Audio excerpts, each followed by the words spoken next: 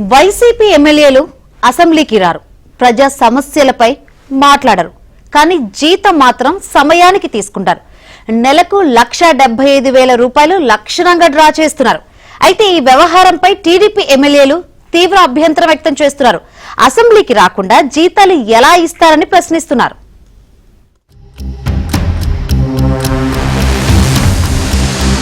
ఆంధ్రప్రదేశ్లో TDP, BJP, Janasena కూటమికి 164 స్థానాలు లభించగా వైసీపీ కేవలం 11 స్థానాలకు మాత్రమే పరిమితమైంది. వైసీపీ ఎమ్మెల్యేలు ప్రమాణ స్వీకార కార్యక్రమం తర్వాత అసెంబ్లీ గడప కూడా తొక్కలేదు. ఇక ఇటీవలే బడ్జెట్ సమావేశాల నేపథ్యంలో గవర్నర్ ప్రసంగానికి హాజరైన వైసీపీ సభ్యులు నానా హంగామా సృష్టించి 10 నిమిషాల తర్వాత సభ నుంచి వెళ్లిపోయారు.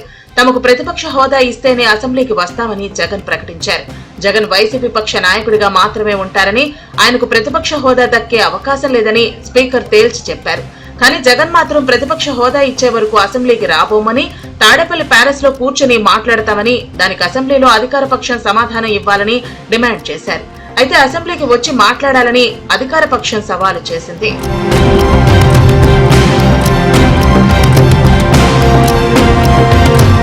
ఈ నేపథ్యంలో జగన్ మినహా 10 మంది ఎమ్మెల్యేలు వేతనాలు డ్రా చేస్తున్నారని అసెంబ్లీ కార్యాలయం చెబుతోంది.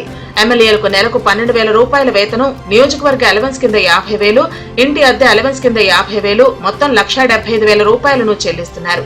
ఫిబ్రవరి నెలలో మొత్తంగా డ్రా చేసినట్లు అసెంబ్లీ అధికారులు చెబుతున్నారు. అయితే రైల్వే, ఆర్టీసీ కూపన్లను తీసుకోవటం లేదని తెలిసింది. అసెంబ్లీకి రాకుండా ప్రజా సమస్యలపై చర్చించకుండా వేతనాలు ఎలా ఇస్తారని టీడీపీ సభ్యులు ప్రశ్నిస్తున్నారు. దీనిపై అసెంబ్లీలో ప్రశ్న వేయాలని భావిస్తున్నారు.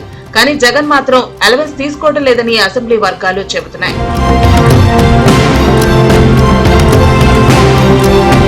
అసెంబ్లీ బడ్జెట్ సమావేశాలు సుదీర్ఘంగా జరుగుతూ ఉండటంతో వైసీపీలోని కొంతమంది ఎమ్మెల్యేలు సమావేశాలకు వెళితే బాగుండేదని సీనియర్ నేతల వద్ద వ్యాఖ్యానించినట్లు సమాచారం.